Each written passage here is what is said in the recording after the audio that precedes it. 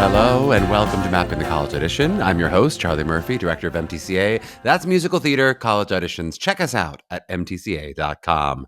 And today we've got Sara Jean Ford on the pod. For our newer listeners, in these artist explorations, we aim to explore the paths to success that artists have forged and are still forging, and tease out how their theatrical training has helped them blaze that trail.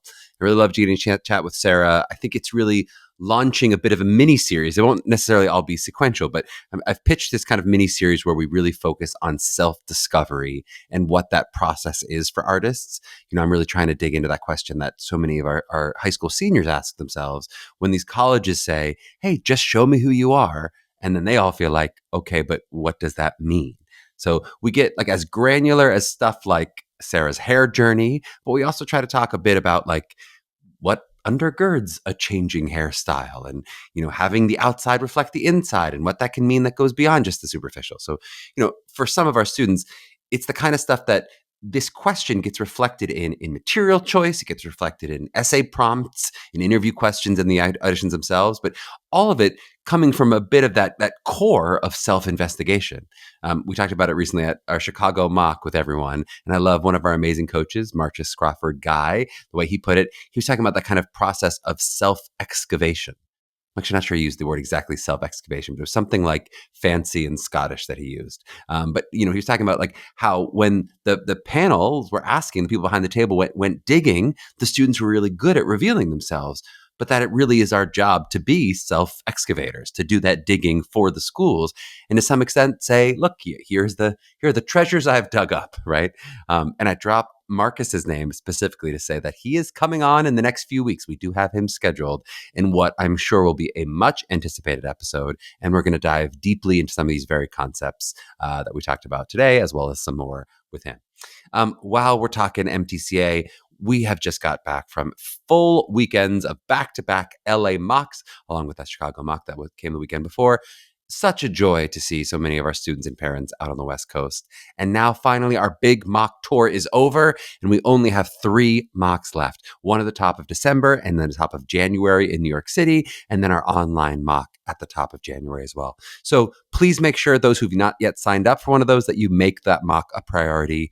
You know, we always say these mocks are the highest priority for our MTCA students, above master classes, above private auditions, all of which we think are really great, but those mocks really the number one most essential event for a student who's working toward these college auditions.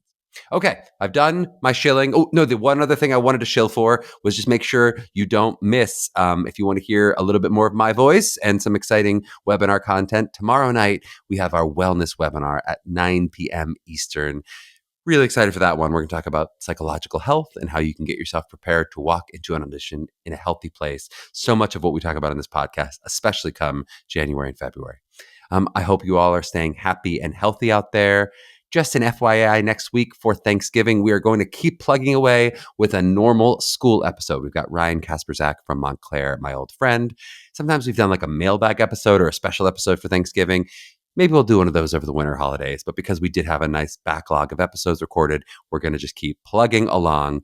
I know some of you, especially our MTCAers, maybe especially our MTCA parents, have mentioned particularly to me that they enjoy those mailbag episodes or what I call the oops, all takeaways episodes. I've gotten a lot of positive feedback about that. Thank you. That's very sweet. I find that gratifying. We will keep working those in where we can, but I also want to make sure we stay on track with all the school and artist information that's going to be, I think, time relevant to all of you as well. So always a balance.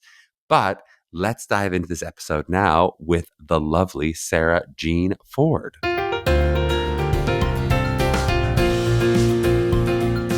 Well, we are so excited to be joined by Sara Jean Ford. Sara has a BFA at MT from Carnegie Mellon. She's been on Broadway in Cats, How to Succeed, A Little Night Music, Phantom, where she played Christine, Finian's Rainbow. She's been on tour with Wicked, all kinds of amazing shows. Sara, welcome on the pod. How are you feeling today? I'm feeling good. I'm so happy to be here, Charlie. I'm glad we finally worked it out. I'm so excited to have you. And I told you a little, I pre-warned you a little bit, but I I want to put a little framing device in this conversation that I'm really hoping we can do a deep dive, and we'll see how we dive and how it goes there, but Okay. about self-discovery. So I'm going to ask you a Perfect. lot of the same questions I ask a lot of guests. We'll talk about your early life, high school, college, early career, mid-career, all those things. But I want to frame in that conversation of like discovering and then deciding and rediscovering and redeciding that question of like who you are. I It's love this something, question. It's a yeah. good question. It's a good Yeah. question. It's something, a lot of our listeners, I think, struggle with. It's something I've promised our listeners that we'll do a few deep dives. So you're just the first of many of these deep dives Oh, I'm into so this honored. topic, because I do think the way that we did an exploration about 2 years ago on type, we did a lot of conversations on type. And I'm hoping we kind of not settled that question, but people have an understanding of like type, especially as it relates to this process and in the modern era. And I'm Mm. hoping we can do a similar kind of nuanced look at this of like, it's the same ideas in some ways of type and brand, but with a more modern sense of like authenticity and who you are, and so much of what the colleges are looking for. Okay, Yeah. so you're a Yeah. game for the task. I'm game. I'm I'm, ready. I'm excited. Sign me up. Okay, so before we do too much of that for you as an adult, can you give me a little 60-second catch up of like you getting to 16? So like where you grew up, how you discovered theater. How do you get to the point of where you'll be applying to colleges, and then we'll dive into that. Yeah. Okay. I grew up with like a pretty musical family. My grandparents were singers. They sang in barbershop choruses and quartets. So they really nurtured my love of singing, which I had since I was 10. And so did my mother. And she actually got me involved in a chorus. I grew up in Los Angeles, California. Mm-hmm. Ventura, Los Angeles. She got me involved in a chorus at a very young age that ended up doing background vocals for TV shows and recording artists and all sorts of fun people. So I got my Screen Actors Guild card at the age of 10, and I was like a working studio musician from the ages of like 10 to 14. And I was like in and out of just really cool spaces, sharing space with very interesting people. And then when I was about 14, I was like, oh, but I want to be on Broadway. Like that's always been the goal. So then I have to learn how to actually sing. I can't sound like a kid because I was in a Mm-hmm. kids choir, and they started to be like, Uh-huh. "Hey, you are sounding Sound too too old." mature. Yeah. Mm-hmm. So I started to take lessons and just really developed my voice. And then I discovered that I had this like pretty high soprano, and Yep. and then I started just doing plays in high school. I mean, honestly, like we didn't have a lot of money. It's not like we were like it. I wasn't going to a performing arts high school. I was just in my public school doing plays, and then I started to get involved in the community theater, which thank goodness it was the Young Artist Ensemble in Thousand Oaks, California. That was just like Mm-hmm. such a lovely company that I grew up doing theater in. And I didn't go to college right away. I actually graduated from high school and went to community college in Moore Park, California, and they all too had a really great theater department. So I was able to sort of like be a big fish in a small pond and basically just get a lot of confidence in Yeah. myself. And can you tell me a little bit about what your reasoning why you didn't go to college immediately? Yeah, we didn't have a lot of money. It was, we just didn't have a lot of money, and that was it. So we didn't quite like know. It wasn't like, oh, these options are so available to you. It just wasn't. And luckily, the school that the community college that was right in town like had a great theater department. So I was like, you know what, I'm going to go there and just sort of like figure it out and And see then if did you there. do an audition tour? How did you discover Carnegie Mellon? Did you do like a Yeah, couple I different mean, schools or one school? it really all comes down to, like that one teacher that just like zeroes in and they say like, hey, like, I really think you should look at this one school. And as I had played Cunegonda in Candide at community college. And Mm-hmm. so he was sort of like, oh, you're like a Kristen Chenoweth type. Um, Mm-hmm.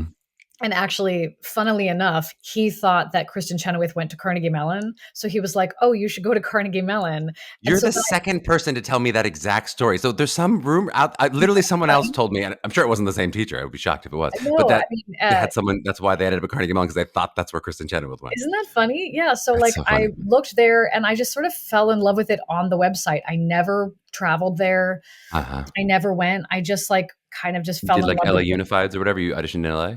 Yeah, I auditioned in Yeah. LA Yeah. and they did come out, like Carnegie Mellon came out and did like a sort of financial thing. And my Yep. mom and I went, and I remember her just being like, I don't know how we're going to do this, but we'll figure it out. And we took out every loan on the planet and we made it happen. I actually just paid off my loans. Congratulations. Thank you. That was Telly Young was our first guest, and he said the same thing. He was like, he was like, after my sixth Broadway show, I just paid off my student loans, which is, Yeah. Yeah. certainly something a lot of our students are thinking about, and advice we often give of like, maybe don't take out all of those loans. Maybe there's so many great programs now. I don't know that you would need to. Hopefully, you can Right. make a different financial choice. But so amazing. So you're getting into Carnegie Mellon on all the wrong reasons, because you're told you're Kristen Chenoweth and Kristen Chenoweth went there. What was your sense then, as you're 18, 19, I guess maybe, if you went to college, community college first? What was your sense then of that question of like who you are? If we're going to sort of check in of like, yes, I guess we can what kind of roles you would play, but like, who was Sara? If I were to like snapshot you and be like, tell me about yourself as a person, who was Sara at 19, at 18 doing this process?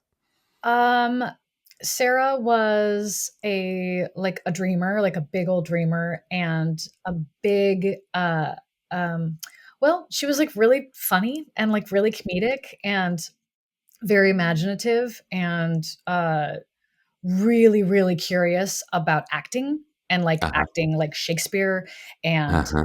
Clifford Odets and Tennessee Williams, like that. I really wanted to. I felt like I was really confident in my voice, very Yeah. confident. And so I just wanted to You could have seen yourself at 19 going, hey, when I graduate, maybe I'm going to do a lot of Tennessee Williams and Shakespeare, and maybe I'll sing, but who knows exactly what my career will be. Yeah, I didn't know. I mean, I did want to be a lead on Broadway. Like I knew what I wanted, Yeah. but it wasn't because like I wanted to be a star. It was Yeah. because I wanted to be the front runner of telling the stories. I wanted the stories to come out of my mouth, Yeah. you know? Yeah. That was really It, important. and it sounds like, were your parents supportive of the dream? Were they sort of, Very, other than it's difficult yes, financially, but we're going to make it work if we can? very, very supportive. Thank goodness. I'm very, yeah, lucky. All right, and then that same question. So, we've had too many guests. I've already apologized to too many Carnegie Melloners of overrepresenting the pod, but I'd love to hear what was the Carnegie Mellon experience, and then especially in that context of like, how did the person who came in at 18 or came in at 19 change over those 3-4 years? How did that feel for you as you were? What was the experience? Did you get what you wanted out of educationally, and then sort of how did it feel like that it changed who you were as a person? Well, yeah, I think I got in as an actor. I didn't get in as a musical theater student. Uh huh. And I was sort of waitlisted, sort of. I say sort of because they never officially announced that. They just Uh called huh. me and said, "Hey, you didn't get into the musical theater department. We're so sorry, but will you still come as an actor?" And I was like, "These singers must be amazing," because You're like like, I'm pretty good. I was Yeah. like, "What?" But I was like, "Yeah, absolutely," because again, Clifford Odets, Tennessee Williams, like I wanted to do the real stuff. So I went, and then like the week before I got into school, I got a schedule that had all musical theater classes, and I just didn't Huh. question it, and I just went. Um, You mean you think it was literally a mistake? yeah, like I slipped through the cracks Why of is somebody sometimes. listening to this podcast discovering, oh no, we put Sara on the wrong track? And just now, Well, and 20 it's years funny later. because then I always sort of wondered what would have happened if I had like fought to just be an actor because Uh-huh. I then got so pigeonholed as like the singer when I got Uh-huh. there, which I always sort of didn't like. Uh-huh.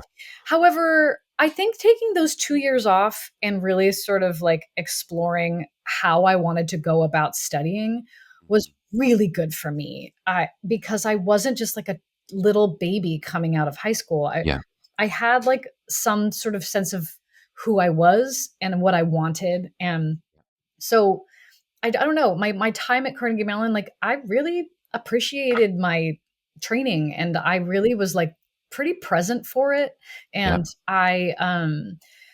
like junior year, we started like a writing program and we were writing monologues. And that at that point I was like, oh wait, I'm like, actually I have something to say and I'm like Uh-huh. not a bad writer. And that was interesting. And like by senior year, like I just had like a confidence. Like I remember first showcase that, the showcase leader being like, all right, like let's do a comedic monologue and like a ballad, a Mhm. dramatic ballad. And I was like, nah, let's just be funny and let's be funny. Like, I'm going to just be funny. And he fought me and I fought him and I won. And then I got everything I wanted out of my You're showcase. saying he, and I'm guessing it's a previous podcast guest. I'm throwing Don Wadsworth under the bus. Is that who it Yep, was? Don Yes, I Wadsworth. knew Don it. I could Wadsworth. tell Oh by the yeah. fight. Oh yeah. I love it. And wait, did you ever discover? So you never discovered why you didn't originally get into the musical theater program? I asked everybody. Dance related, we assume. Were you not as strong of a dancer? There was like a rumor that there was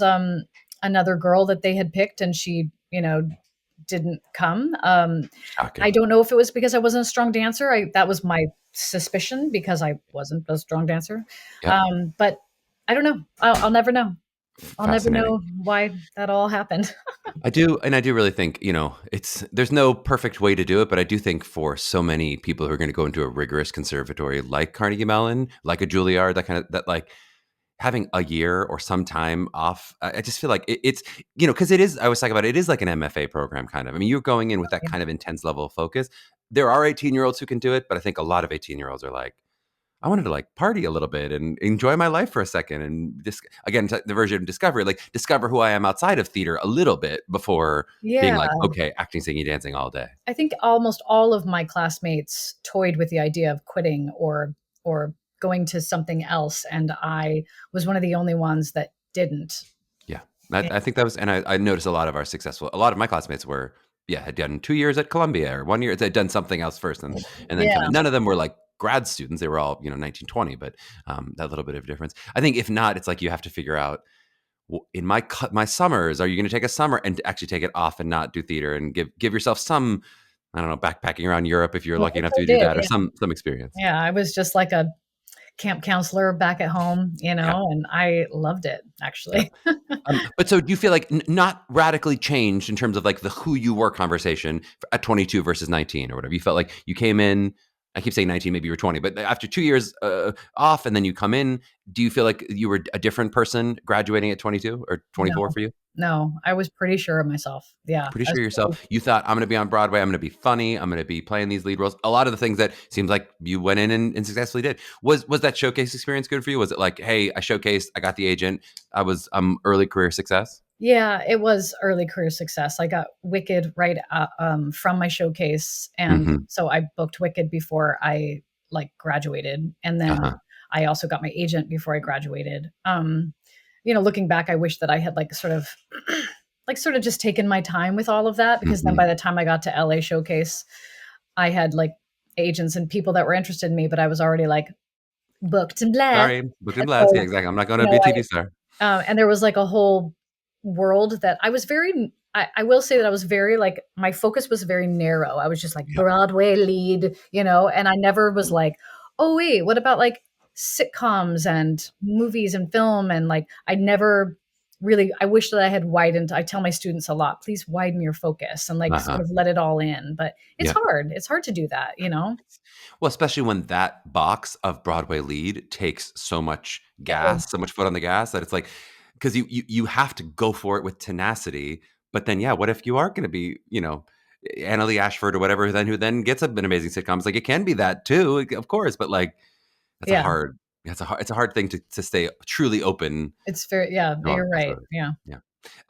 Did you feel like were you putting yourself into like any kind of boxes, or I guess meeting the industry, do you feel like that changed anything about kind of the who you are conversation of like, oh, I guess this is how people are seeing me, and so then I'm going to give them more of that, or I'm going to react against that? What was that experience as you're like, Glinda sounds like it's describing some of what, you were playing in Candide. It's not so different, right? But like, how is that now, that interaction of like being seen by agents, being told what you are by agents? How's that affecting some of the sort of who you are conversation? 100%. I let this business sort of tell me who I was. I always joke that I was the girl playing the part of the girl who plays the ingenue.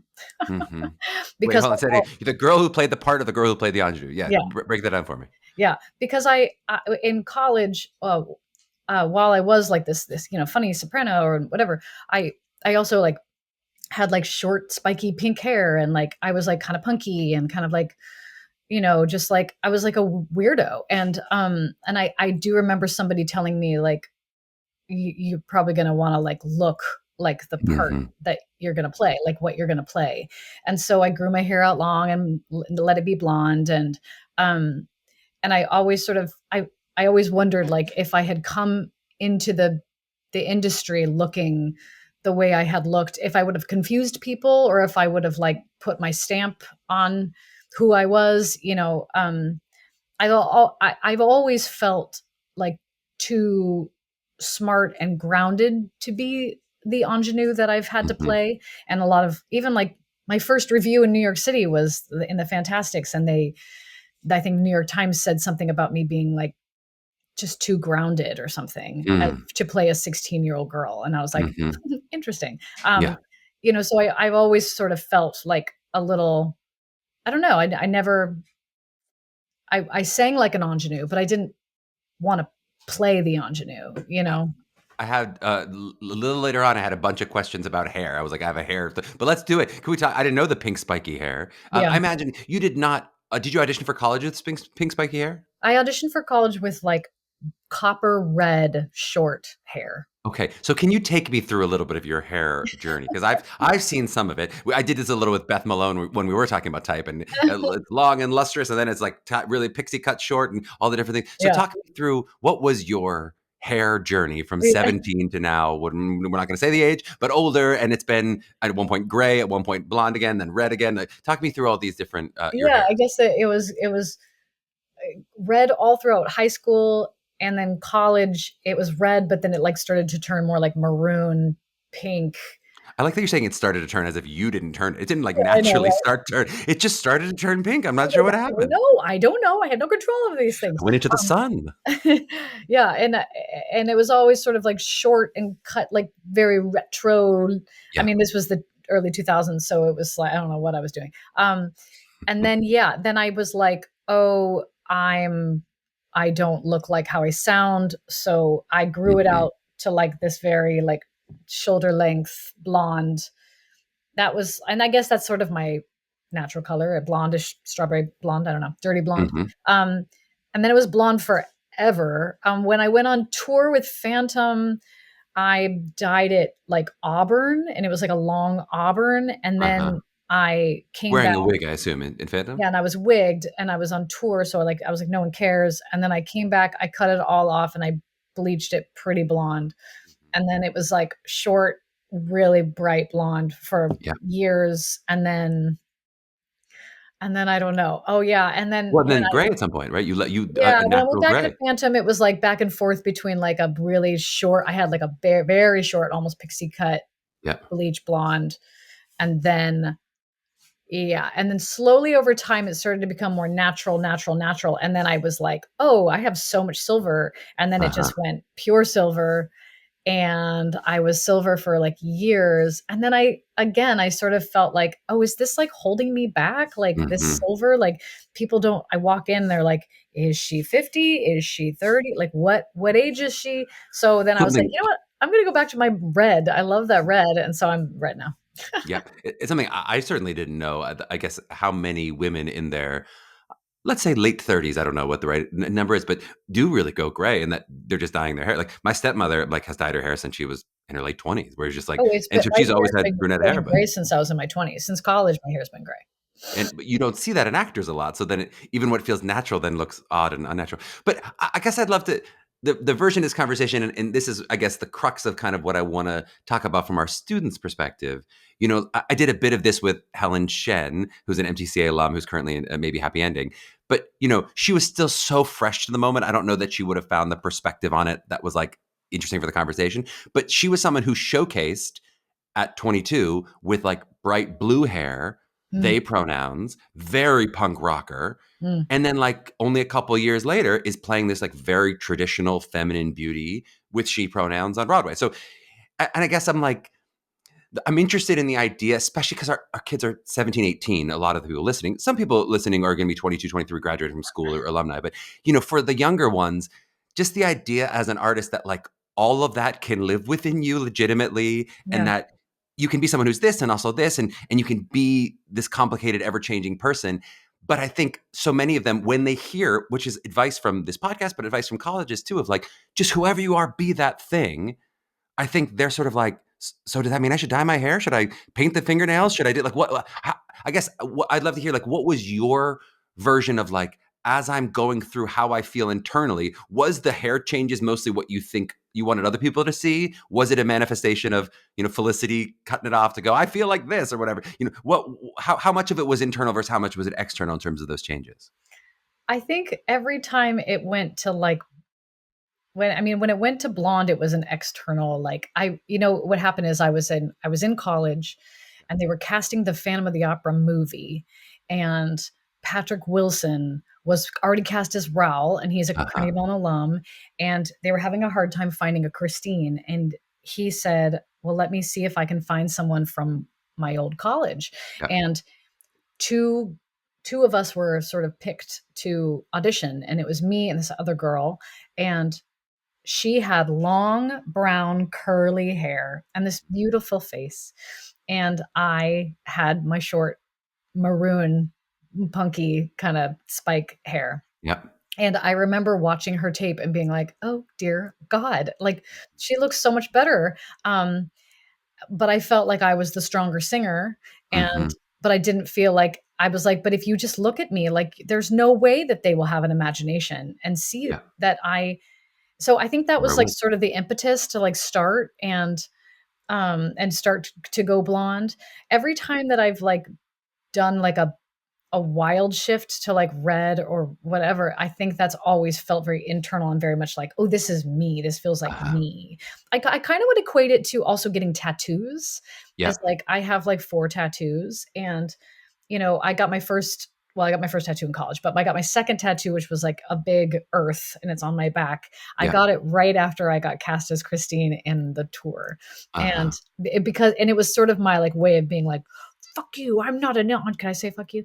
Yeah. I'm Yeah. like, I'm not an ingenue, I'm a different ingenue. Uh-huh. And it was like my way of like, I don't know, beating back the man of whoever's trying to put Of the me in a stream box. job that you've been cast as. But yeah. Yeah, and Yeah. of course, it really, who it really pisses off is just like costume designers. Uh-huh. Who That's had a really who it couple. messes up. And as I get older, I'm like, as I get older, I'm really just I'm reinventing like who it Yeah. is that I audition for and what I do. So now I'm kind of like, more tattoos the better. Like, I don't know, like. Yeah, well, and so wait, and I have to go. We have to do the Russian dolls. You said you're someone who's playing an Andre, who's playing an Andre, who's playing an Andre, or whatever. Yeah, I yeah, forget yeah. the three of that. I kind of wonder because I think many of our students hear the version of like embrace the oddball and the quirky and the weird and the different. That's certainly something Yeah. that, and I think do feel a really like a comfort level. In some ways, they almost feel like, oh, good, great, okay, that makes sense. I'll do that. I'll wear that interesting outfit, or I'll do that. And I guess I wonder if like for the student who doesn't know what their red hair version is, what their spiky red hair version is, like how they're supposed to interpret this conversation in the same way that sometimes when I'll give notes, I feel like I give a 60-second, just beautiful poetry of an acting note about objective and obstacle and beginning, do all this stuff. And the student will be like, so louder. And I'm like, no, that's not what I said. But yeah, I know. But you're also trying to be like, but what do I do with all that? Like, Right. I guess like, to a 17-year-old, what do they do with the like, "Ugh, I'm trying to embrace myself and have my outside look like my inside, but I don't know what my red hair is, I guess. Right. Yeah, that's just a hard question. I mean, it doesn't have anything to do with being an actor. It doesn't have anything to do with being a performer. And it has everything to do with just like how you want to present yourself and express yourself in the world, I guess. It's like I have a 12-year-old daughter, and like every day she comes up in a new outfit Yes. and like a new look, and like she's like really into like just different weirdo fashion, and she keeps being like, well, I finally figured out how to dress. Like, she's like, I finally figured out how to dress myself. And the other day she said, I just love putting on like an outfit because it tells people like who I am and Hmm. how I am. And I was Yeah. like, interesting. Like, she like sees that. But Yeah. then, it actually brings me to another point, Charlie, which is something that I've been like thinking about a lot lately, which is I also was the girl that like rolled up to like the fancy party Yeah. in like Doc Martens and jeans and a flannel and like a full face of makeup because I just came out of Phantom of the Opera. Yeah. And I remember somebody saying, "You look like you just wandered in off the street." And then I'm looking over at people that are Yeah. in my industry that are getting the jobs and I'm not. And Mhm. and they're dressed to the nines and Mhm. they are working the room, Mhm. especially as women or female identifying, and being like asked to present a specific way. Uh-huh. I wish that I had actually had somebody in college tell me, just look like you want to be there. Uh-huh. Like just not necessarily dress up, but like look like you, You're intentional. yeah, Yeah. you're intentional, because my intention was like, I don't want to look like I'm trying too hard, or I don't want to have to try You hard look because I'm uncool. lazy. And is it the same part of you that put the globe on your or the world on your back that was saying kind of screw you in? Like you felt some of that pressure and you're like, I Yeah. don't want to, I'm not going to bow to you. I'm not going to I'm not going to get dressed up for this party. I don't want to be here. Yes, and I don't know how well that's worked for me. Like I do often wonder if it's like if it's if it hindered me, at times. I don't know. I think Always, about I it a always lot. had that same instinct. I mean, it's less about dressing, but about any kind of networking. I would just sort of feel a networking, feel people doing that. And I was like, I need to do the opposite, whatever that is. I just hate that feeling of like, I'd love to show off for you how much I'm this and this. I'm just like, I'll be on the other side of the room. I don't want to do that. Right. I mean, Yeah. now as like a older woman, and I'm fine saying my age. As a woman in my 40s, I 32. Oh, I don't mind, um coming to an event and like again, like not looking like I rolled out of bed, but looking like I want to be there. yeah. I I think love that it. that's okay. Okay, let's take a short break, and then I want to dive into another half of this, a different avenue of it. So take a short break. We're back in a flash. Okay, we are back with the great Sara Jean Ford. And I wanted, so I was talking, sort of almost went in reverse order because we talked about the hair, and I'm so interested in the hair, and I'm so interested from our students' perspective because so much of that, what they're thinking about is, okay, but how do I dress, and what is my thing, and what are all those things. I would love if we can, from the self-discovery journey perspective, the sort of other side of that. I think the hair or the clothes or the whatever is maybe a manifestation of like their point of view in the world and that question of who they are, right? It's like, so the college are saying, don't be afraid to show me who you are. And so then students are like, how do I show them who I am? But I kind of wonder on the flip side of like, how do they wrestle with those questions of who they are as artists, right? So what input were you taking at 18, 19, 20, 22 and onward? Like how did you wrestle with those questions of who I am as an artist, what kind of art I want to make when you talk about Odette's and you talk about being a lead on Broadway? Like what was, if you were to sort of say that internal journey of the shifting who you were was happening, what was affecting? What were the inputs that were sort of changing and wrestling with you and who you are? That's a hard question. I want to hear for your easy questions. Come on, we're here for the Yeah, hard stuff. no. Come on. Sort of the inputs, and how was I wrestling with like owning who I was? Yeah, like you talk about, like what kind of art were you imbibing? What kind of like, Yeah.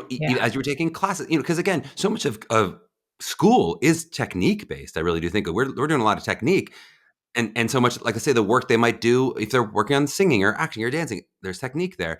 But the college are asking them in the who they are stuff that doesn't have to do with them as an actor. It's who is this person, right? And that's a Right. shifting thing at 17. I think well, I learned a lot from just like watching my classmates, and watching them not um doubt themselves and say yes to their instincts. And I remember like a teacher maybe even before I got to Carnegie, but saying like, you have really good instincts. And then I started to like realize that like every teacher says that to every student, and I was like, oh, it's not like I'm special that I have good instincts. It's we all have good instincts. Trust your We instincts, just yeah. aren't trusting them, and we Hmm. need someone to say to us, you have really good instincts. And your instincts, right, are what are going to make you be this authentic, sort of true person that shows up to the work. I Yep. think a lot of what I got out of Carnegie that sort of showed me who I was in a really clear way was like all the clowning Uh-huh. and all of the commedia, uh, um, like Which, do for those who don't know, maybe there is an element of stripping away to that work, right? That it is like if you're doing neutral mask. It's like how do you pull back yeah, the masks that you have been wearing, and let's see what is this core of who Sara is to some extent. Yeah. And I mean, I came into college really physically awkward. I remember like, I always felt like really gawky and like skinny and bony and like I'm really naturally turned in and I'm not a dancer. I'm not graceful. And I'm, I just feel like I'm like angles, like Mhm. a whole lot of weird Mhm. right angles. And I came in, especially as a musical theater student, wanting to be a dancer and wanting to like fit in as a dancer. And I came in just like so apologetic of what Mhm. my body looked like in front of everybody. And I think all of the movement work that we did in college really showed me that like that it's actually an asset, that my Mhm. physicality was like working for me, and that actually it was a great manifestation of all of the awkward weirdness that was happening Uh-huh. inside of me that I was trying to put on the outside with the red Uh-huh. hair and the tattoos. And that, like I could, that it was funny and it was naturally a gift to my storytelling. And so I finally like realized like, oh, I don't have to apologize for all these right angles. I can like own them, and they like being naturally turned in is like kind of like my thing. And like I can learn how, and it's not my fallback, it's like it's not like my neutral point, Right. you know but if the character allows it, I can like lean into that weirdness. Now they also taught me how to be graceful and own a long line Mhm. and have all that, so that it was a choice. But when push comes to shove and I'm in like a character that feels really right for me Yes. comedically, I can really lean in to everything that I just like naturally have, my It weirdness. Yeah. it's so true. I think that's so often the case that like we do all this training and then you kind of go back to the thing that came naturally to you. I mean, I was talking about like Will Brill, who's one of my classmates. Oh yeah. Like so much of the brilliant stuff that he's done on Broadway, I'm like, you were doing that freshman year. Really, it's like if anything, you went away from that. We became these other things, and you learned to talk like this, and then Yes, it's like you exactly. also and then it's not the same as it was freshman year. There's more underneath it, maybe, but I was like, it's the stuff that you were great at like at 18 when you walked into school is the stuff that you're often then cast as and are doing again and again Yeah. successfully. But it's like kind of like you learn how to, again, like refine it or own it. Just own it, Yeah. by Well, walking away okay. from it. I don't know. Let me go back even farther because maybe and again this is we're the first of these conversations that we're having sort of if maybe I'm too much assuming that it's artistic input that is maybe being formative, not to make you fully do therapy, though of course I'm in so much therapy right now, I'm happy to do it, but Yeah. like at the spunky sort of person you've described, the person inside who's like, I'm going to tattoo myself with this world because I screw you, I'm not going to dress up for your parties. Where do you think that person formed from? If you arrived at that person at 17 or at 19 or at 20, whatever, you sort of like, I'm walking in, I've got this core over top of this mask that I'm wearing. Mm. How do you think you developed that? What made that person true? What made that person who's too earthy and grounded to play ingenues really? Like, I guess, how would you say that the formation of that, of sort of the who you are, which you now know better than you might have known then, where did that come from? I think it came from being a good little girl. I think I was a really good little girl, and I Do you was mean like raised good student or like good family little by girl? a good family member. Yeah, yeah. I was raised by a single mom, Mhm, who was single until I was like 14. So then I mhm. definitely, my stepdad came into the picture, and he's my dad now, and like, but um, I was You were such obedient. a good, obedient girl. Uh-huh. I didn't get into trouble. I was Mhm, also kind of like I was the light, and I was like sweet and funny, and I never caused any trouble. Um and I think I was also really cherished for mhm, being such a voice. Like mhm, my vocal talent was so cherished in my family, to the point where I kind of hated it. mhm, And my talent, and me also being on top and being a winner, was very much, it was like I was very supported, but like it was almost like held up so high that I think I've always had this like, no, I swear I don't want to be like hated for being so good. Hmm. Totally. And so I I think I have I kind of developed a part of my like personality developed to just always keep things very real and hmm grounded and not get so carried away with myself, hmm because I wanted to, I don't know, and I wanted to like, yeah, just like I didn't want to just always be like the sweet girl next door. I think I knew I had more to me, and I did have like a teenager inside of me that was like fuck you, but I couldn't show that to anyone. And so I think like there's like a grittiness in, I know, like a inside of me that was always sort of wanting to come out. Yep. And I think like, yeah, I always wanted to play against this like perfect girl that I was like sort of raised to be.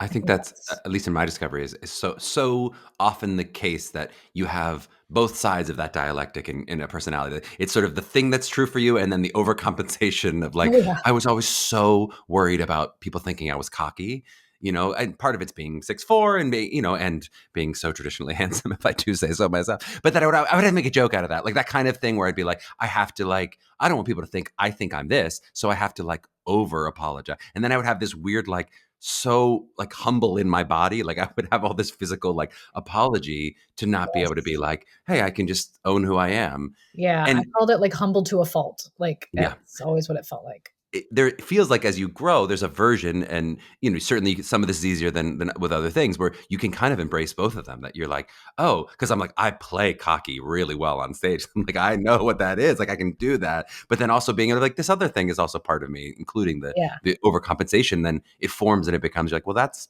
I'm also somebody who can do that and who can really be meek and silly and all that. That really lives in you too. yeah, Okay, I feel like I put you enough through the ringer of the gauntlet of who you are, of the who you are conversation. We'll do more of this, but feel very happy with getting to explore that a little bit. Can you give us any like Broadway audition success stories? So I'd love to hear like whether it's the first Broadway audition, whether it's the Phantom. Was there a moment of like an amazing Broadway audition that you really loved? um, I have a couple. I when I was like brand new in the city, I had done Wicked. I did Wicked for like 7 months, and then I did it out of town in Chicago. I opened the Chicago company, and I was like actually pretty unhappy there. That's a whole other story. That's a whole other podcast. Oh, But I left pretty much the minute my contract was up. I was like, peace, and I left. this And is then the Wicked tour. You're saying, yeah, it was a yeah. sit down company in Sit Chicago. down in Chicago. Yeah. Yeah, So I left, and I left for nothing. I had no job in New York, and I moved to New York yeah. with, nothing. And I was just auditioning, and I was like sort of like waiting for that thing to come along. And there was like one day that I had like 3 auditions, and one just like didn't go my way, and I knew it wasn't going to go my way. And I had another one. I was just like, I was so tired, and I was like, is this really, is this really it?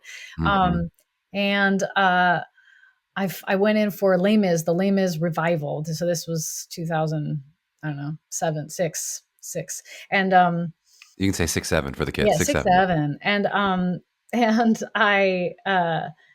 I said, they said, okay, they gave me the choice whether I wanted to audition for the Cosette understudy or the Eponine understudy. And so I was like, well, naturally I want to be the Eponine understudy, like, because I don't want to be the dumb ingenue. Right. And so I, I said, well, I'd like to audition for Eponine. And they said, okay, what are you going to sing? And I said, the story goes on. Uh-huh. And the guy behind the table, in a very droll British accent, said, yes, the story most definitely has gone on. And I was like, excuse me, would you like me to not sing that song then, sir? And he was like, no, fine, sing it. So he was just like such an asshole. So I sang the song, and then they were like, um, do you have like something like completely different in your book? Like it says that you played Cunegonde in Candide. Do you have Mhm. Glitter and Be Gay? And I was like, uh-huh, I do. And they were like, can you sing Glitter and Be Gay? And I was like, yeah, I can.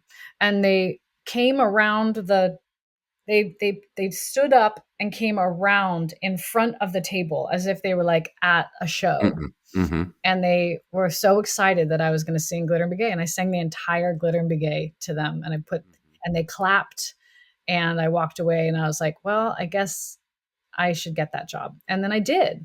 And you I did, but as went, Eponine or as Cosette? Cosette. Yeah, I was gonna say, I was like, that And sounds like they're pushing you in the other direction. Yeah. yeah. And then Yeah. I was like gonna do Les Mis, and I was Yeah. like, that was gonna be my Broadway debut, and I was super Yeah. excited. And then like 3 weeks later, I got an audition for the Fantastics revival, Yeah. and I was like, I'm gonna go in for this, and I'm gonna get it. And Yeah. then I did, and I turned down Les Mis. Let's go. And I was very like it was like actually a hard thing to do, but now I look back on, I'm like, that guy was such a dick. Like, why did Yes. he have to be like that? So I was kind of like, but I never got to do Les Mis. I have still not done it. This you still can, right? I We know, still right? have Maybe Fontaine one day. moments, right? Yeah, I'd Yeah. love to do a Fontaine moment. That's a fun. I mean, that was just like a story of like, I don't know. It was Uh, like a hard time, and my story for Cats is actually better, which is that I auditioned for Cats like multiple times, and I learned the choreography ahead of time because I heard they were going to dance me. uh-huh. And so this was my third callback. They were going to dance me. And I got like a new pair of dance pants and some Oh, dance shoes and because pants. I'm not a dancer. So I really Uh-huh. had to like go, I had to like buy in. You need the pants, And yeah. I'm on my way out the door. My 2-year-old daughter peed all over my new dance Mm-mm. pants. Mm-mm. And then my babysitter was late and I put her and I like got onto the subway with pee, like drenched in pee. And then I was running late. I had to get out, get in a cab, get to the audition, got to the audition, sang again. And they were like, okay, thank you. And I was like, are you going to dance me?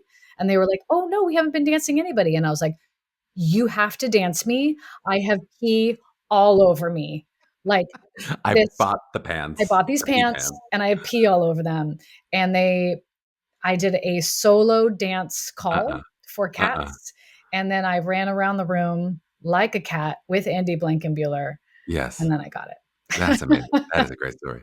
Yeah, it's so funny. All of those like so that audition story is great. The Cats one. All of the like behind the table stuff. Ugh. It's so interesting now being a little older, how I just like see that stuff differently.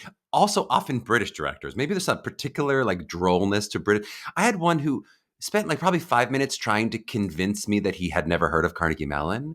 Like, and I was like, but and then I realized that it took me a while, but I was like, oh, he's joking. But I was like earnestly being like, oh yeah, it's a school in Pittsburgh. He's like, and they study drama there, or what? And I was like, Oh, and great. then, but he was just like messing with me, right? And Right. but it's one of those things where like I was like, am I exuding something that would that opened that up, or what?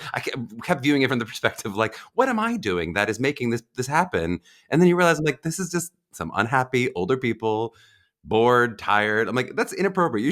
You don't mess with a 23-year-old. That's not fair. Come on, Yes.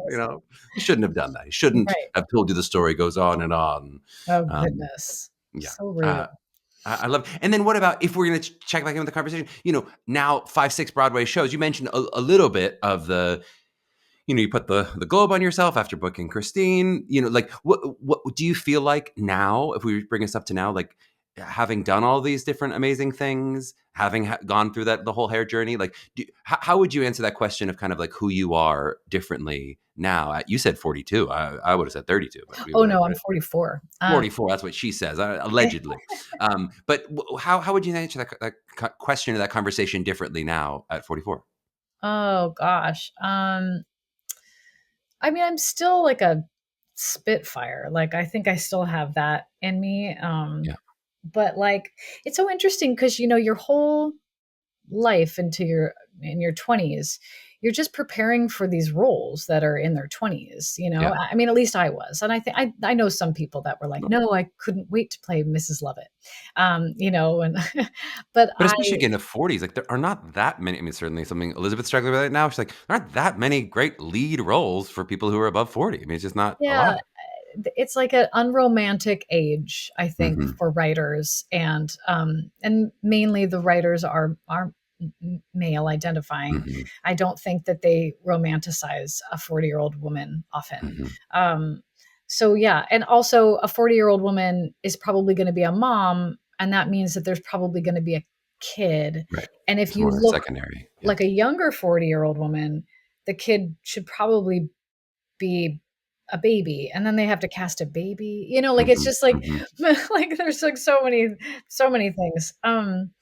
Yeah, I mean, I get like it's like interesting to just I think I do have like a very nurturing thing about me Which as is an new. actor, and I think like playing like a caretaker is Uh-huh. like, I think I'm like pretty, I don't know, I think I have like that's actually something that they said to me when I got cats. They were like, you were such a Uh-huh. nurturing presence And in the at the time, room. you had a 2-year-old daughter. And I had a 2-year-old Yeah, daughter. I guess we haven't talked about that as I mean, for me, that was a huge identity shifter. It was kind of an identity like, ow, like there's not room for more identity in there of Yeah. becoming a dad. Of like, it's such a big part of then the way that at least I lead in the world. I don't know if it's true for everybody, but I don't know that I made space for it. But then as an actor, it just does feel like, especially as a young mother, how you put that and lead with that identity, and how you like how yeah, I guess how did it change? Did the nurturing come from being a mother? Did the mothering come from being nurturing? I guess how did you sort of deal with that I think I identity was change? always pretty nurturing, and now I just am finally like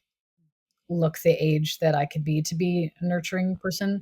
Yeah, I think I was always like really nurturing and yeah, like empathetic, and I think also, yeah, being a mom changed me, it made me a better actor in many ways, in that like I just read her stories every night, and I can pick up a cold read and like give it so much in like 2 seconds. I'm like, this is why yeah, I'm like, tell my students, I'm like, yeah, read out loud all the time. yeah. um, I think also I went through a divorce, and that like changed me in so many ways as an actor. There's a whole lot of not caring what people think, Hmm. because I also went, it was not necessarily a public divorce, but it kind of was, in that we're both in the same industry, and Yeah, we not only share the child that we have, but we share the child of our industry. yeah. um, and we share childhoods together, in that we knew each other when we were children, Hmm. in college. And so I think, like it made me not put so much care into what people think about me. I Hmm. think I Yeah, think also I just care a whole lot less about what people think. yeah. I say that, but then I care so much, Of so course. I like, mean, you're a human being. Yeah. but No, I but care you way less than I did when I was in my 20s and my yeah, and you 30s. guys do navigate, just from me witnessing it, you guys navigate that so beautifully, and Oh, I'm thank you. thinking that would be so hard being two people who are known in the industry, and you guys seem to navigate that so well, and and if there's such thing as an admirable divorced couple, I think you guys are it. You're really Thank you. doing it. Thank Yeah, you. Yeah, I and mean, yeah, we figure, but I don't know if I answered your question. I mean, like, I guess I'm I don't just know if like, you did either. I always would like to think that like, I really want to play like a quirky aunt, Uh huh. the tarot card reading, quirky That's weirdo. next for you. That's next for you Funny. in Sarah's career. We're gonna manifest that by someone's gonna write a quirky ant for you, that you're gonna play. How do you feel about, I guess, having kids at a younger age, which you certainly had? I Yeah. mean, of course now everyone's like, well, don't have kids if they're gonna pee on your cat's suits or whatever. But how I mean, something I've watched. I've watched friends who are younger who do that. It seems very difficult. It shouldn't be any more so for the moms, but it does feel like it is still more so for the moms in terms of when they're a very young kid, of like how that is, how it affects the way the industry sees you, how it affects your Yeah. ability to what you can do going out of town and doing all that. So how was navigating that, which It was, it's still pretty young age? it Yeah. was really hard. You know, I was like, I was thinking about wanting kids when we had her, but I wasn't ready in my career. And I was like really excited about what was next for my career, Yeah. because I did feel like I was like really going somewhere. And I did feel a lot of pressure to have her. And Yeah. I gave in because I was married. Yeah. And I very happy that I had her, but it was not my first choice, Yeah. and I felt like I gave up a lot in order to have her, and everything felt like it stopped dead in its tracks. Yeah. I will say that, like I think that everything is stopped. and I shouldn't say universal. I don't know everyone's experience, but I think most people who have kids know in this industry know it is going to affect your career. It doesn't have to be all negative, of course, be positive too, but that you go like it is a sacrifice of like what you Yeah. are giving up. Maybe once you're like Alanis Morissette and you're having kids, it's not as hard. You really Well, can that's skate, yeah. but Yeah. if you're And I not mean, at that place, even if you're pretty successful, it's still like a knock down the ladder and a pause. I mean, it's really yeah. true in many careers outside of this too, but more so than if you're a lawyer, more so than if you're something else. It does feel Yeah. like And I think where I was in my career, because I wasn't like originating some new role where everyone right. saw me yet, but I was replacing a lot of lead roles. Yeah, So by the time I had an infant and I was like in the room to try to get the yeah. original part, I remember being in like 1 week going into replacing Kinky Boots, and then also to originate in Finding Neverland. And Hmm. it was 1 week of like those two auditions, and I had a 3-week old Yeah, daughter, and I hadn't had any sleep, of and course. I had, and and then they gave me feedback to my agent, and my agent called me and gave me this feedback like, you're falling flat in the room. And I was like, of course I'm falling Barely flat in the room. awake in the room. So Yeah, suddenly my auditions were, yeah, affected. And then of course. my whole career like just felt like it just nosedived. Like it Yeah, just did. And yeah. it's, you know, it is what it is. It is what Like it is. I've felt like, I mean, that's been a very hard thing to like, you know, work through, but I like did, Yeah, and yeah. I have a 12-year-old now. It's You're like a 12 whole year old. different thing, Yeah, a whole different challenge and a whole different and about to be different challenges. But yeah, I mean, I think it's, so often, I guess we have a lot of parent listeners. So I like sort of trying to help a little bit of like, what will the realities of life be like for a kid who is going through this business? And, plenty of our students might go to school for this and then realize, you know what, now I'm ready to have kids and I am going to do something else. I'm not going to necessarily navigate Yeah. all the way through continuing to be a professional actor while having kids. But for those who do, it's a challenge and something that I've gotten to witness firsthand going, that is a challenge. And I'm even able to help and support, and I'm able to do this, and still, it is a challenge. It's a challenge Yeah. for Yeah. us all. Can we talk a little bit? Can we wrap maybe with social media? In terms of, I'd love to kind of hear like, how do you think of social media in terms of, I guess, in terms of the conversation of contributing to kind of who you are and your brand and what's out there in the world. But I certainly, it's one of the reasons I want to be like, oh, I got to remember to ask Sarah back on the podcast is seeing some of your posts, and I was thinking, like, how do you think of it utility wise? As somebody who like, as a Broadway person, you have more followers than the average human being, certainly, but you're also not someone who's like getting endorsement deals, I'm guessing, from social Yeah. media in terms of just, numbers. But so how do you think of like the way to use social media as consumption, as advertisement, all that stuff for yourself? That's interesting. I feel like social media like really kind of blew up kind of like after I did like Cats. Like it got Uh-huh. like way, and so but it's funny because I was putting out all these like videos backstage, and I was like creating all this like funny content, and it didn't, in that world, in that time, it didn't really Yeah. like take off. I also didn't get like, it wasn't like, 'cause now it's like you join the cast of something and you get like a million followers just from being in Hmm. that cast. Right. So If you I did like, Wicked today, you'd get a lot more yeah, followers. like, yeah, exactly. Um, so like while I do have more followers than like my friend back home in California, like I don't, like it's not that many. It's, Right. It um, doesn't seem like you're like, I'm trying to attract young people necessarily in my thing. It seems like it's more, yeah, that's something, it seemed more geared toward me, toward a yeah. colleague or to a contemporary, as opposed to like. But I guess is it just like this is how I want to use it, or is there any like, hey, this is how Is I there, think I I want to mean, strategize?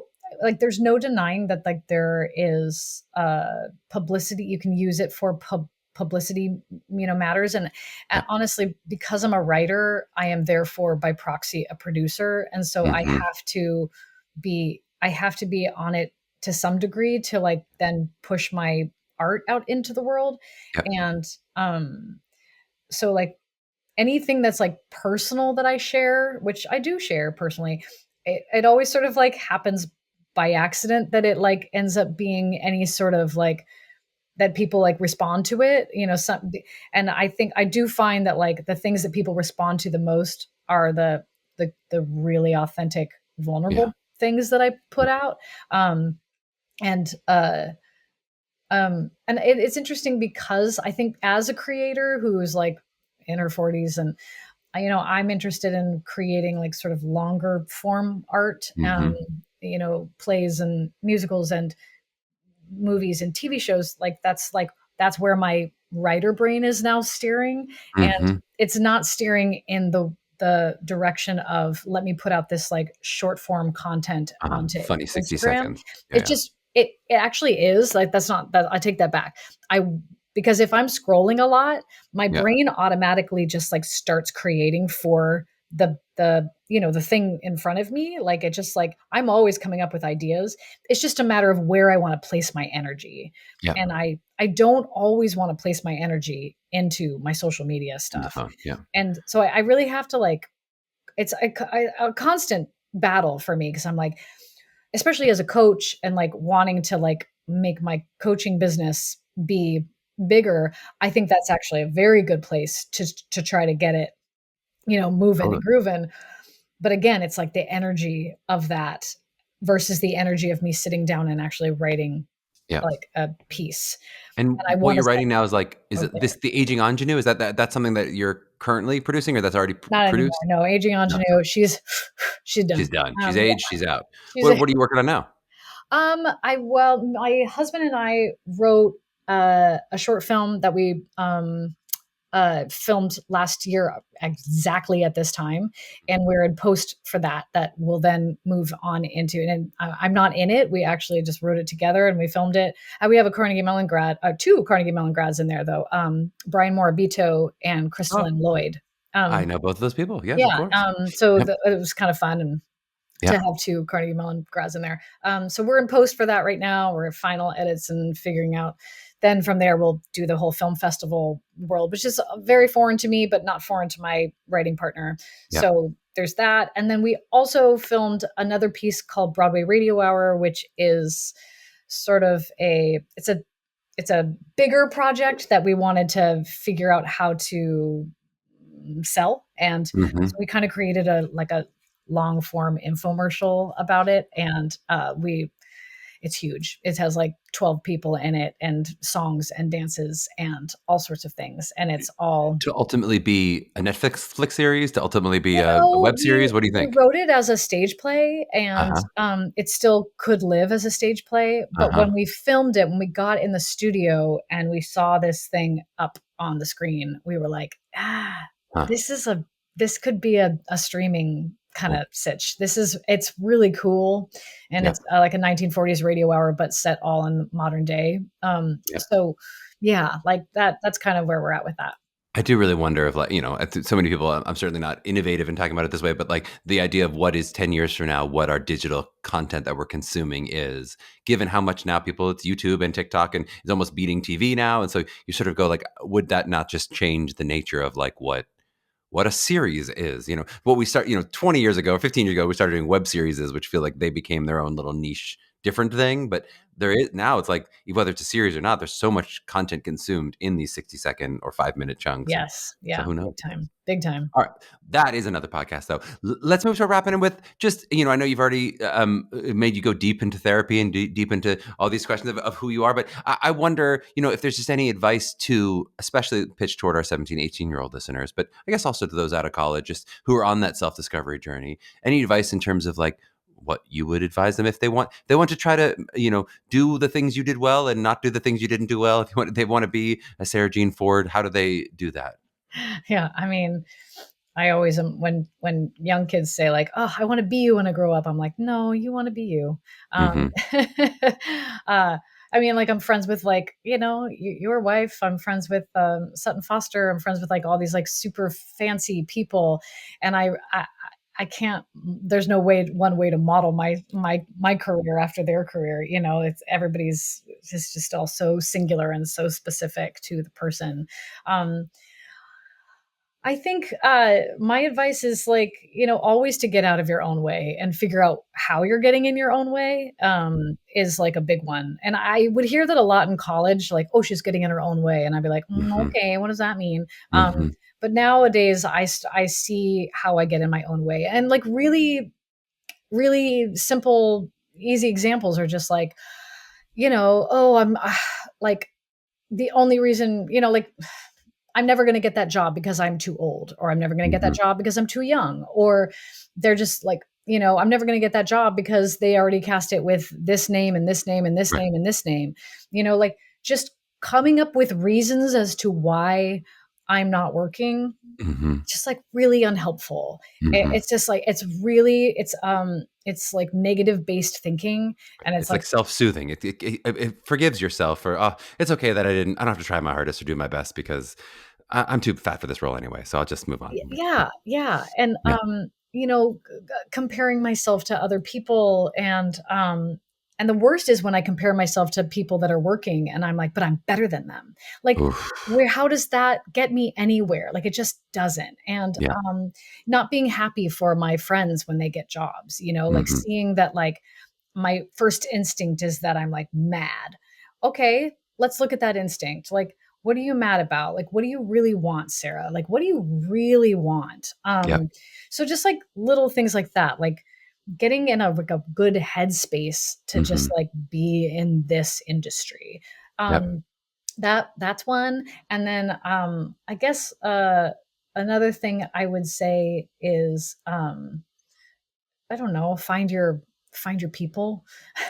Like find your people, find your culture of people, Hmm. and make sure that they're all of the same like mind, that like want to keep you positive and Yep. want to like move forward together. I'm like very lucky that I found some people in this industry that like think the way I think and like don't go down that dark road because they Yes. would lead me down there.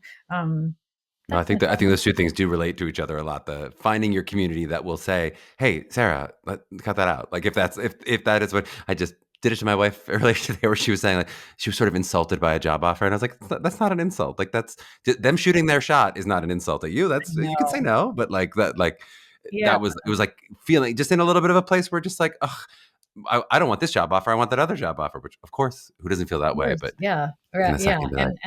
and then the other thing I always come back to is just like there's like some really great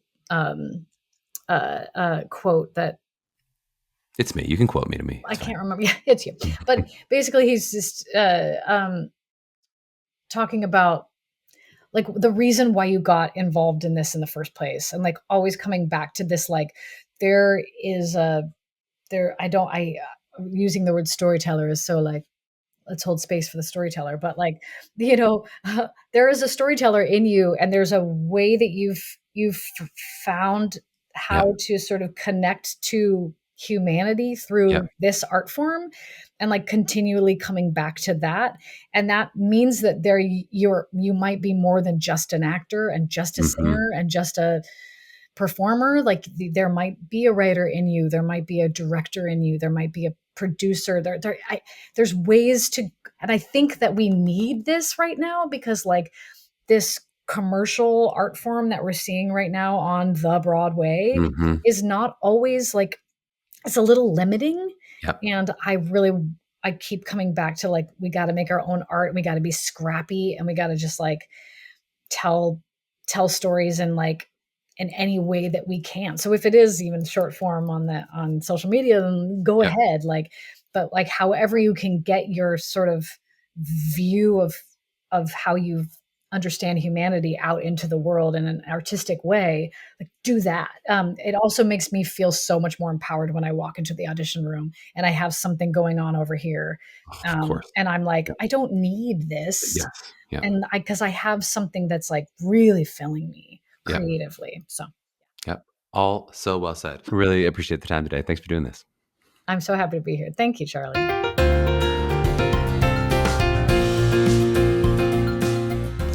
Yes, yes, yes. Loved getting to chat with Sarah.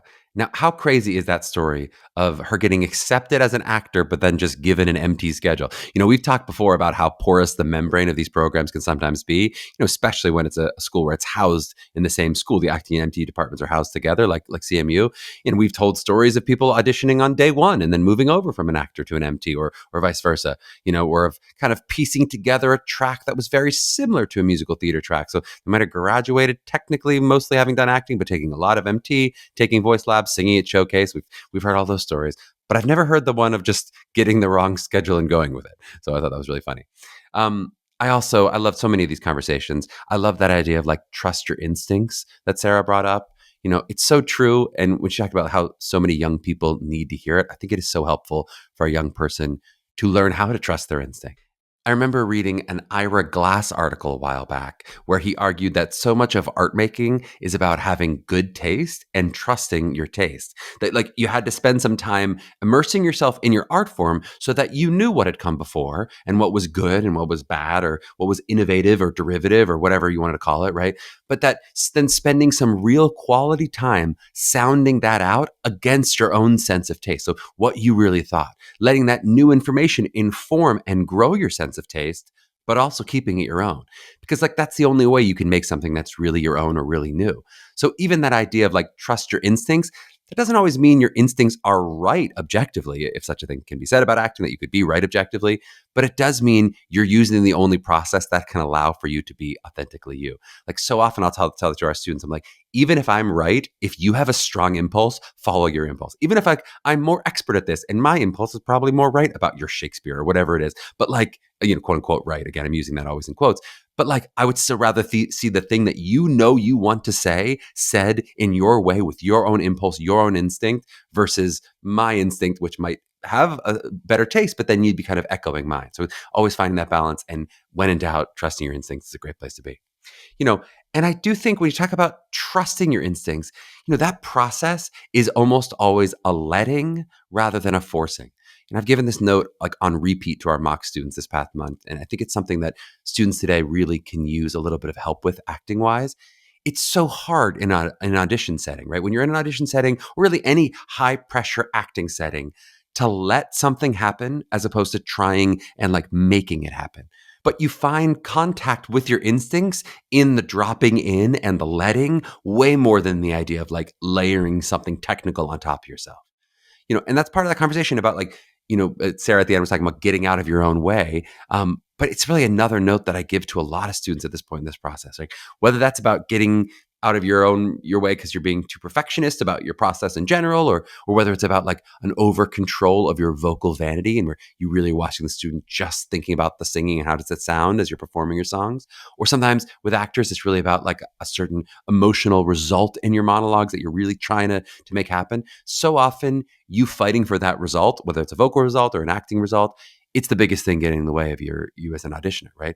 To find that place of letting, you have to get out of your own way. And okay, I want to talk about input as well. I know I really stumped Sara on that question about inputs, which was like, what kind of art are you taking in? I think I asked it as like a long, kind of complicated question, but just that idea of like how your input can affect your taste and kind of form who you are as an artist.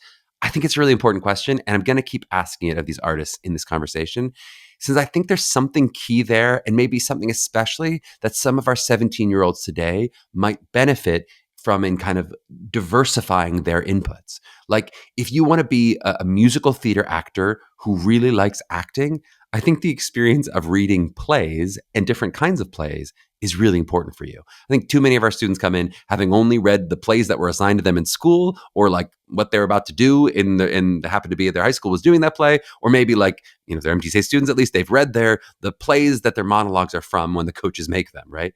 But if you want to be an actor, it is really helpful to read a lot of plays. And yes, watch different kinds of TV shows and watch different kinds of movies, right? And for MTs, of course, also listen to lots of different kinds of music, all the different forms of musical theater and all the things that can mean, but also like pop, which is basically commercial MT at this point, and classical music and country and, every kind of music you can listen to. And the same with dance for dancers, all the different forms of dance. And I'm guessing, though this is where it gets a little bit outside of my skis, probably art in general, right? I'm not like a big visual art person. Sadly, it's just like not something that's ever gripped me in that way. But I imagine it has similar positive effects. And I know at 17, I was reading a ton of poetry. I was seeing every form of live performance, whatever that meant in terms of what I could get my hands on, and reading an absolute ton of plays. Like I'd read thousands of plays by the time I was 18. Like that seems crazy, but like I would go to the library. Plays are pretty quick and easy to read. By the time, if you're really into it by 15, 16, you can read a lot of plays in a short bit of time. And I do really think that informed my understanding of art at a young age in a way that was really helpful to me. And I find fewer and fewer of our students are like that.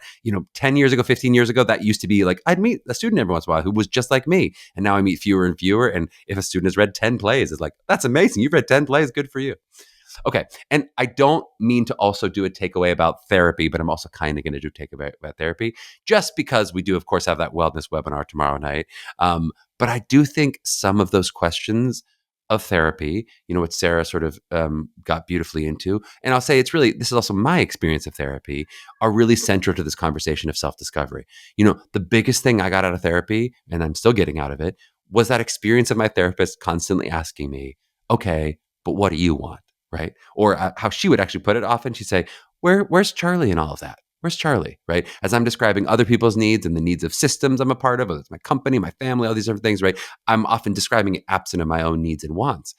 And it's something that we constantly ask our MTCA students in this process, especially with material selection, especially early on in the process. It's like, what do you think about this piece? Why do you like it? Why don't you like it? What are you attracted to about this piece? Why do you think you connect with it, right? What would you be saying about yourself with this piece? And then what do you want to say about yourself? If you can, at the beginning, we'll even say, what do you want to say about yourself? Those students aren't always amazing at articulating that immediately. So we sometimes have to kind of come back to that conversation and go, is this what you want to say about yourself, right? And I find that so often it is the first time our 17-year-old students are really asking themselves that question. We so often use, that analogy of like dating in this process, but that's really where it is. I think it's where we experience it a lot as adults, right? It would be like in filling out a dating profile for the first time. How many adults struggle with that exact question of like, what are my likes and dislikes, right? I like long walks on the beach. Do I actually like that? Is that something that I'm actually excited about? Or is that just something that people say, right? What are my non-negotiables in a partner, right? Those are like big questions that until you wrestle with them, it can really kind of affect your vision of who you are, right? And it can be a really uncomfortable process to do that digging and to try to listen what those answers are when they come back. But I think it is ultimately really fruitful in this process and just as a human being in general. And it sets you up really in a really good place for these college auditions. Like there was like example when Sara was saying like, I was a good little girl. Right?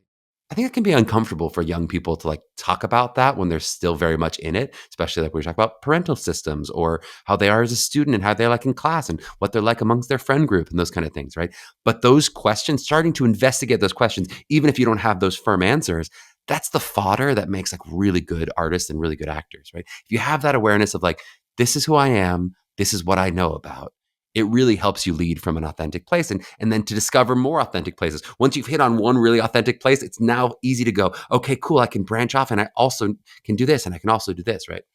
You heard me say, what do I know about? I know you've heard it before on the pod. I'm obsessed with that phrase. What do I know about with a capital K? Because I think it just encapsulates what's important in this process, especially really well.